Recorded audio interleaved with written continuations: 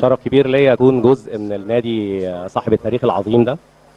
اتيحت ليا يعني من دقائق قليله قوي ان انا اقابل كابتن الخطيب رئيس النادي الاهلي، اعضاء لجنه الكوره الكباتن الكبار اللي قاعدين في الصف الاول، واللي انا اتفاجئت ان فيهم لعيبه كتير سابقين عندهم تاريخ كبير.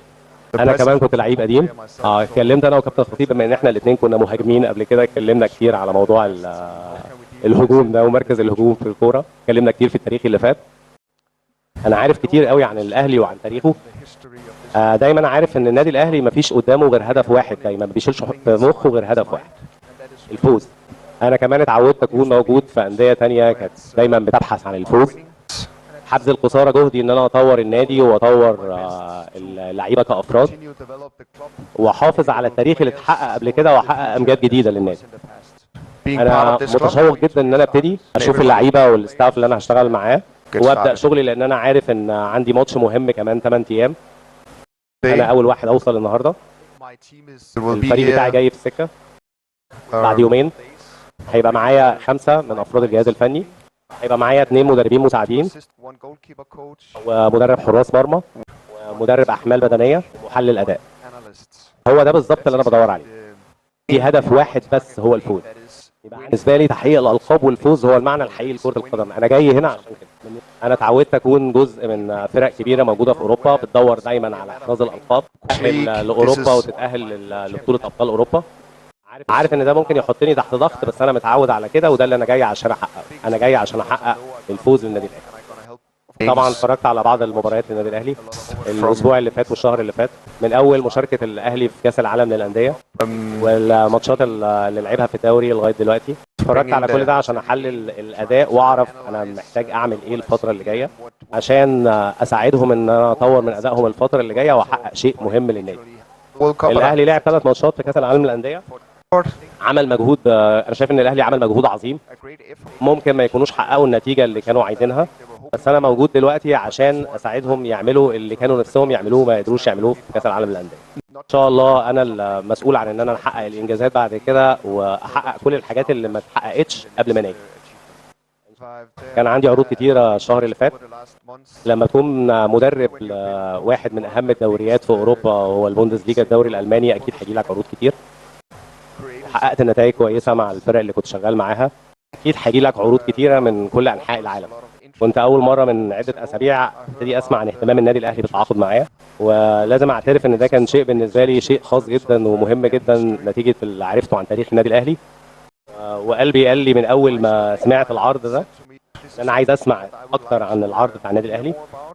وبعد كده كان في طبعا يعني صاف من النادي الاهلي جه عشان يتكلم معايا ويقنعني بالتعاقد معايا لجولي الدنمارك. انا فخور جدا ان انا هكون جزء من كيان النادي الاهلي. ان شاء الله هحقق نتائج وهبقى سعيد ان انا احقق نتائج، بس كمان بالنسبه لي مهم جدا اتعرف على ثقافه جديده اول مره اتعامل معاها. انا عارف عن الضغط اللي بتعمله وسائل الاعلام دايما على مدربين النادي الاهلي. سمعت كتير عن حجم شعبيه الاهلي العظيم وانه بيشجعوا يعني 70 او 80 مليون مصري. من اول ما ابتديت امبارح احط رجلي في مطار كوبنهاجن ابتديت اكتشف ان انا الناس المصريين كلهم بقوا عارفيني، كلهم بيتمنوا لي حظ سعيد مع النادي الاهلي.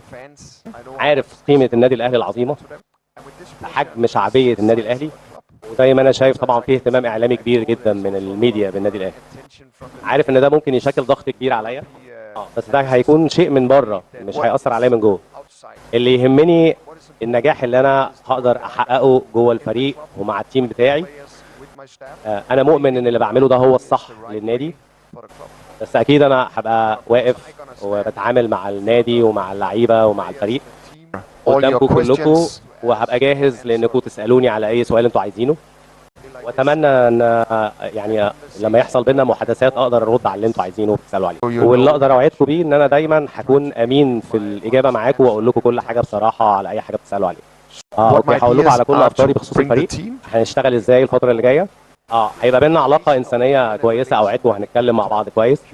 هقول لكم كل اللي انتم محتاجين تعرفوه، وعارف معنى ده بالنسبه لكم ايه، بس عارف كمان معنى وحجم وقيمه النادي الاهلي بالنسبه لكم وبالنسبه لي. اولا مبروك لمصر على التاهل لكاس العالم. انا عارف طبعا ان في لعيبه كتيره في النادي الاهلي موجودين في المنتخب القومي، وده بيعكس جوده اللاعبين اللي موجوده في النادي الاهلي. جديد عليا، انا اتعودت امسك فرق كتيره فيها لعيبه بتلعب في منتخبات. دايما في فترات التوقف الدولي انا متعود ان اللعيبه بتروح منتخباتها في الوقت ده. لكن عندي هيبقى انا واثق ان هيبقى عندي وقت ان انا اركز على الفريق وعلى الطريقه اللي انا محتاج اشوف بيها الفريق واقرر هلعب ازاي بعد كده.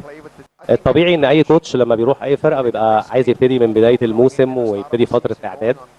بس طبعا للاسف ده مش متوافر دلوقتي. انا جاي بعد ما الموسم بدا وعارف ان عندي ماتش بعد ايام قليله، وما عنديش غير ايام قليله قوي للماتش لما تكون كل اللعيبه متجمعه عشان يبقى عندي فرصه اللقاء بيهم كلهم بعد ما يرجعوا مع المنتخب.